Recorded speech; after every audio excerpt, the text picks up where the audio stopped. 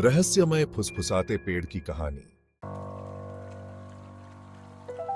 एक समय की बात है, एक छोटे से गांव के पास एक घना जंगल था। उस जंगल में एक बड़ा और पुराना पेड़ था। लोग उस पेड़ को फुसफुसाता पेड़ कहते थे। रात के समय में जब सब सोते थे, तब गांव वाले उस पेड़ से फुसफुसाहट की आवाजें सुनते थे। एक दिन तीन बहादुर दोस्त सैम, लिली एंड मैक्स ने इस फुसफुसाते पेड़ का रहस्य जानने का फैसला किया। वो चांद के निकलने का इंतजार करते रहे और फिर अपनी टॉर्च लेकर चल पड़े। जैसे ही वो पेड़ के पास पहुंचे, उन्होंने फुसफुसाहट की आवाजें और तेज सुनी। क्या तुम सुन रहे हो? यह आवाज तो पेड़ के अंदर से आ रही है। उन्होंने पेड़ के चारों ओर देखा। अरे, पेड़ की जड़ में एक छोटा सा दरवाजा था। सबसे बहादुर मैक्स ने धीरे से दरवाजा खोला। अंदर एक घुमावदार सीढ़ी थी जो अंधेरे में नीचे जा रही थी।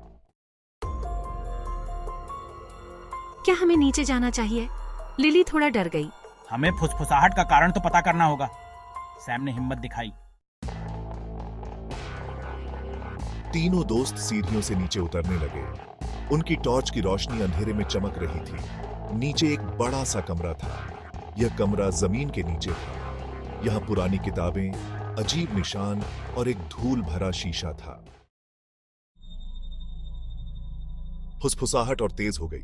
हमें बचाओ, हम फंसे हुए हैं। बच्चों ने यह सुना। वे एक दूसरे को देखने लगे। अचानक शीशा चमकने लगा। बच्चों ने उसमें भूतिया आकृतियां देखीं। वे शीशे में फंसी हुई थीं। ए स्त्री, कौन है वहां? हम इस जंगल की आत्माएं हैं। बहुत साल पहले एक दुष्ट जादूगर ने हमें यहाँ कैद कर दिया था। क्या तुम हमारी मदद कर सकते हो? हमें आजाद करना होगा। बच्चे डर गए थे, पर उन्होंने आत्माओं की बात ध्यान से सुनी। हम क्या कर सकते हैं? सैम ने डरते हुए पूछा। तुम्हें जादूगर की जादुई किताब ढूंढनी होगी और उसे नष्ट करना होगा। बच्चों ने चारों ओर देखा। उन्हें एक पुरानी फटी हुई किताब दिखाई दी। मुझे लगता है यह वही किताब है। लिली ने कहा। उसने किताब उठाई और वे सब जल्दी से सीढ़ियों से ऊपर चढ़ गए। बाहर आकर उन्होंने सूखी पत्तियां और टहनियां इकट्ठी की। फिर उन्होंने किताब को आग लगा दी। जैसे ही आग ने किताब को जलाया, फुसफुसाहट बंद हो गई। जंगल शांत हो गया। उस दिन के बाद से फुसफुसाता पेड़ चुप हो गया। किसी ने भी फुसफुसाहट नहीं सुनी। बच्चे गांव के हीरो बन गए।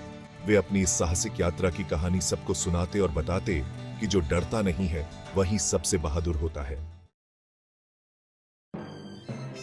और इस तरह सैम, लिली एंड मैक्स हमेशा खुश रहे, हमेशा नए रोमांच के लिए तैयार।